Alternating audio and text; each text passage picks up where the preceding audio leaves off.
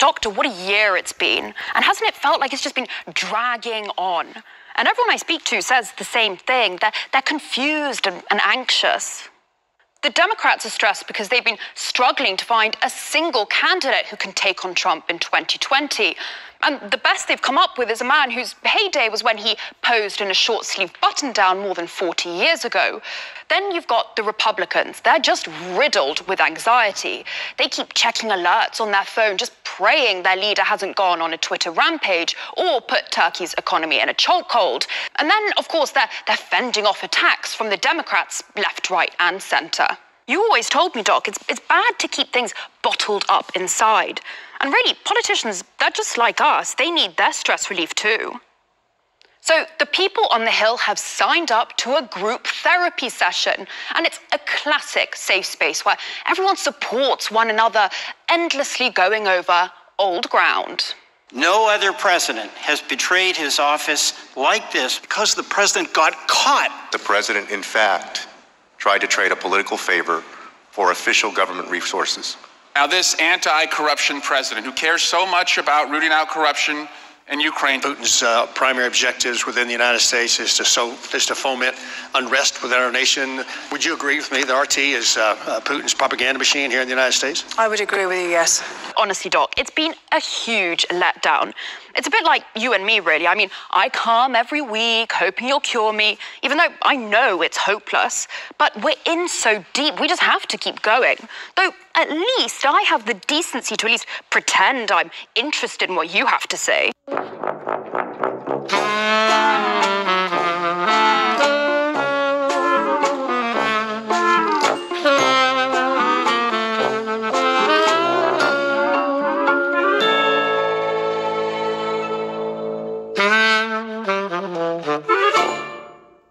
Even the Democrats, who have the most to gain from this session, are suffering from what I've diagnosed as impeachment fatigue. I just think we'll keep going down this road, keep spending more time. Hundreds of years of history, no one has ever been convicted of impeachment. And it's not just the people who've been sitting through the hearings that are bored, it's the ordinary voter too.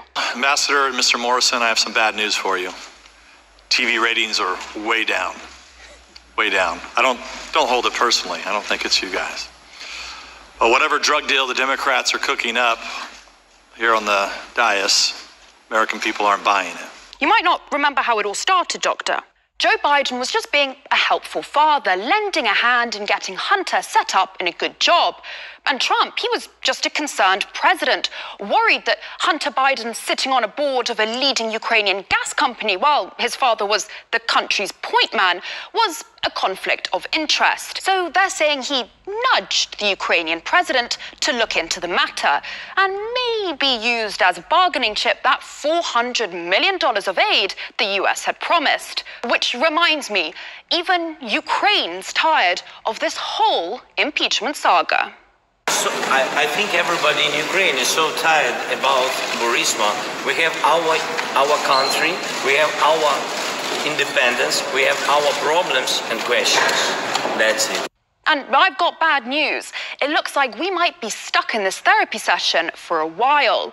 Because, to put it simply, even if the House of Representatives, dominated by the Democrats, votes to endorse Trump's impeachment, it still has to pass the upper house, the Senate. And there are rumors that the Republicans won't just unanimously vote to quickly dismiss the charges, but will actually get embroiled in a long trial. A trial that could be 6 days a week, every week, until an agreement is reached. The only person who's apparently not too down in the doldrums about that is Trump. You know who I want as the first witness? Because, frankly, I want a trial. You know, I could have it. You want a trial? Whatever I want. Oh, I would. Look, number one, they should never, ever impeach. The more I think about all of this, the more I realize, just like our sessions, it's a whole lot of money, a whole lot of time, and it leads a whole lot of nowhere.